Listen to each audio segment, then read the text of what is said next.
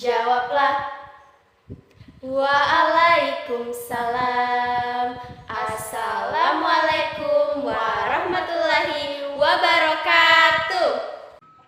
Sebelum memulai pelajaran pada hari ini, kita membaca basmalah terlebih dahulu ya teman-teman. Bismillahirrahmanirrahim. Alhamdulillah. Semoga dengan bacaan basmalah kita tadi, kegiatan belajar online kita pada hari ini bisa berjalan dengan lancar. Amin, Allahumma amin. Nah, sebelumnya perkenalkan nama saya Rasmawati dan teman saya Siti Nurhalisa. Jadi teman-teman, hari ini kita belajar tentang Indonesia adalah negara dengan identitas yang beragam, mulai dari suku, budaya, ras, agama, dan lain sebagainya.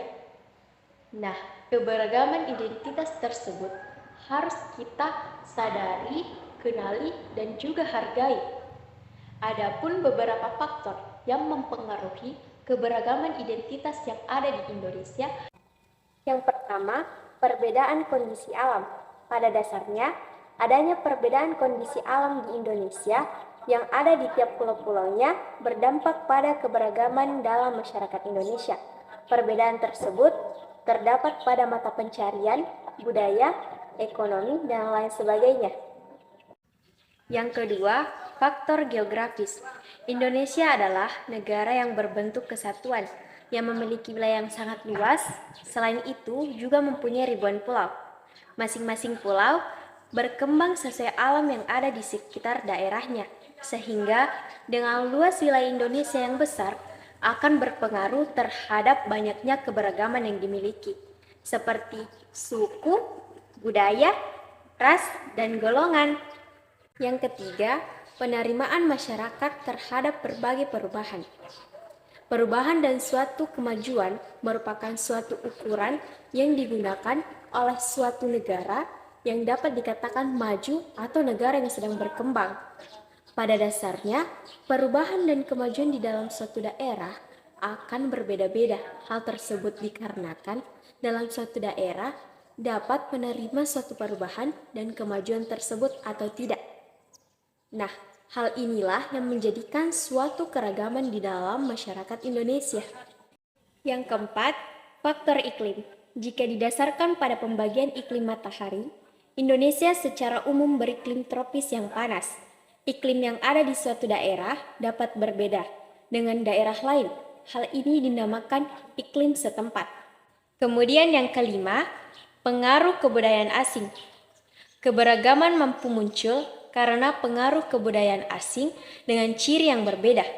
Pengaruh kebudayaan asing umumnya melalui komunikasi di sosial media atau para turis asing datang ke Indonesia.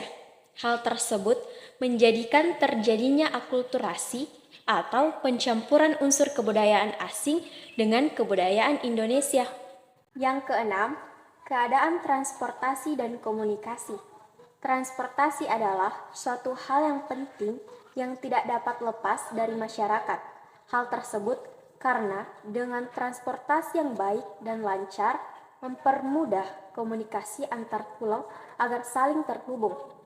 Makin maju daerah tersebut, tentunya makin maju pula alat transportasi yang digunakan. Nah, keberagaman suku yang ada di Indonesia. Suku memiliki ciri yang mendasar, sehingga dapat membedakan suku bangsa yang satu dengan suku bangsa yang lain. Ciri tersebut yaitu bahasa daerah, adat istiadat, sistem kekerabatan, kesenian daerah, dan tempat asal. Ini dia suku yang ada di Indonesia dari berbagai provinsi. Nah, teman-teman sudah melihat kan? Ada berbagai macam suku yang ada di Indonesia. Kemudian kita beralih ke kampung dan rumah adat. Ada berbagai macam rumah adat yang ada di Indonesia. Seperti yang telah kita ketahui, rumah adat adalah bangunan yang memiliki ciri khas khusus digunakan untuk tempat hunian oleh suatu suku bangsa tertentu. Nah, rumah adat merupakan salah satu representasi kebudayaan yang paling tinggi dalam sebuah komunitas suku atau masyarakat. Kemudian kita beralih ke keberagaman agama. Saya punya pertanyaan nih buat teman-teman. Berapa agama yang diakui di Indonesia? Coba jawab teman-teman. Nah, tepat sekali jawabannya. Ada 6 agama yang diakui di Indonesia. Nah, agama apa saja sih yang diakui di Indonesia? Yuk kita lihat. Nah, ini dia 6 agama yang diakui di Indonesia. Nah, teman-teman sudah tahu ya agama apa saja yang diakui di Indonesia. Kemudian, keragaman gender. Gender adalah suatu sifat dan perilaku yang sudah melekat pada manusia, dengan laki-laki dan perempuan dikonstruksikan secara sosial dan kultural. Sementara, jenis kelamin adalah kodrat yang dari Tuhan. Adapun peran gender terbagi menjadi 3. Yang pertama, peran reproduktif. Peran reproduktif merupakan suatu peran yang tidak menghasilkan suatu uang dalam lingkungan masyarakat.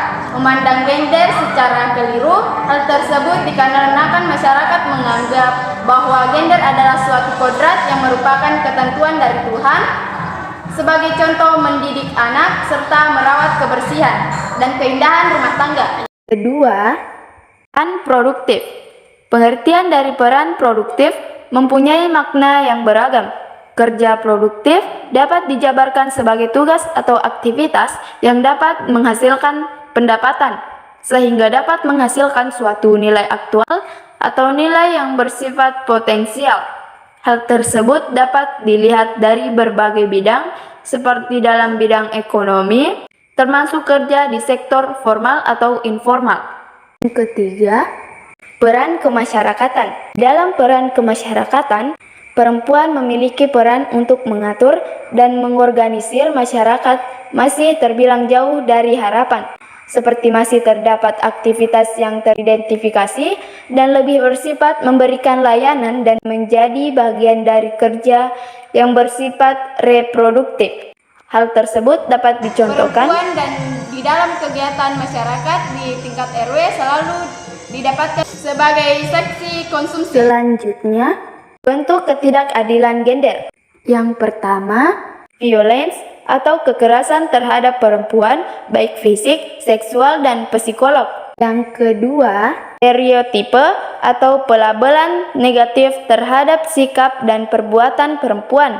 Yang ketiga, double burden atau beban ganda adalah pembagian tugas dan tanggung jawab yang selalu memberatkan perempuan. Yang keempat, subordinasi atau penomor dua, sikap dan tindakan masyarakat yang menempatkan perempuan pada posisi yang lebih rendah daripada laki-laki. Yang kelima, marginalisasi atau pemiskinan adalah proses penyisihan yang mengakibatkan kemiskinan bagi perempuan. Nah, kebutuhan strategis untuk menghindari ketidakadilan gender yaitu menguatkan aturan untuk melawan kekerasan terhadap perempuan, membentuk organisasi dan jaringan perempuan agar lebih kuat sehingga timbul rasa solidaritas dan aktivitas. Kampanye memerangi pelabelan negatif pada perempuan, mengurangi kerawanan yang dialami perempuan dan anak-anak terhadap kejahatan, kekerasan, dan eksploitasi. Adanya kesamaan akses pada ekonomi, kemerdekaan, pilihan, dan kesempatan yang sama antar laki-laki dan perempuan. Adapun kebutuhan praktis untuk menghindari ketidakadilan gender adalah tidak mempersoalkan posisi subordinasi perempuan di masyarakat, bersifat jangka pendek, mudah dilihat, tidak berkelanjutan. Disusun atau diformulasikan dari kondisi nyata yang diperlukan laki-laki dan perempuan untuk memenuhi tugas-tugasnya di keluarga dan masyarakat, tidak memerlukan perubahan posisi perempuan, dikembangkan berdasarkan peran reproduktif. Kemudian, keberagaman antar golongan. Keberagaman masyarakat di Indonesia dapat dilihat dari struktur masyarakatnya. Struktur masyarakat Indonesia ditandai dengan 2 ciri atau 2 titik pandang. Pertama, secara horizontal ditandai oleh kenyataan adanya kesatuan-kesatuan sosial berdasarkan perbedaan-perbedaan suku bangsa, agama, adat istiadat, dan kedaerahan. Secara vertikal ditandai dengan adanya lapisan atas dan lapisan bawah yang cukup tajam.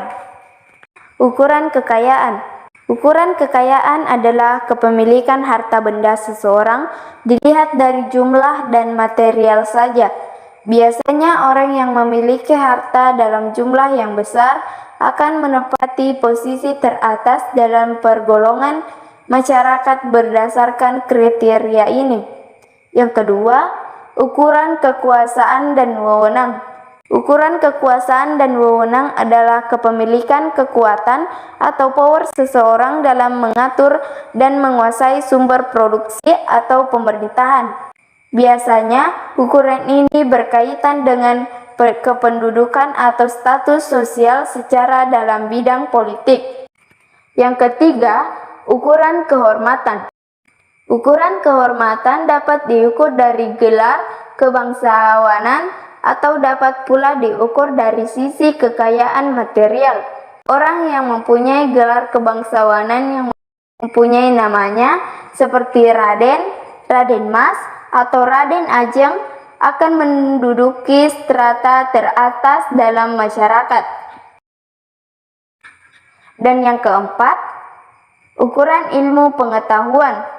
Ukuran ilmu pengetahuan artinya ukuran kepemilikan seseorang atau penguasaan seseorang dalam hal ilmu pengetahuan. Kriteria ini dapat pula disebut sebagai ukuran kepandaian dalam kualitas. Berdasarkan ukuran ini, orang yang berpendidikan tinggi, misalnya seorang sarjana, akan menempati posisi teratas dalam stratifikasi sosial di masyarakat. Toleransi merupakan sikap atau saling menghargai, menghormati terhadap sesama manusia dalam menyampaikan pendapat, kepercayaan, agama, dan lain sebagainya. Toleransi memiliki beberapa manfaat, yaitu menumbuhkan dan menguatkan rasa nasionalisme, menguatkan tali persaudaraan, melancarkan pembangunan negara, meningkatkan kekuatan iman, dan menciptakan keharmonisan dan kedamaian. Sebagai negara yang memiliki berbagai keragaman dan berbagai hal, sudah sepantasnya kita selalu mengedepankan sikap toleransi di berbagai hal dalam menjalani kehidupan sehari-hari. Toleransi merupakan suatu perilaku yang terbuka dan menghargai berbagai perbedaan yang terjadi dalam berbagai proses kehidupan. Cara yang dapat dilakukan dalam perilaku toleran dalam kehidupan beragama adalah sikap menghormati dan menghargai antar pemeluk agama, tidak menganggap agama yang dianut orang lain adalah agama yang salah, melaksanakan dengan baik ajaran agama yang dianut, tidak merendahkan agama yang lain, dan tidak memaksakan kehendak atas keyakinan agama yang tidak dianut pada agama orang lain. Perilaku toleransi terhadap keberagaman suku dan ras di Indonesia.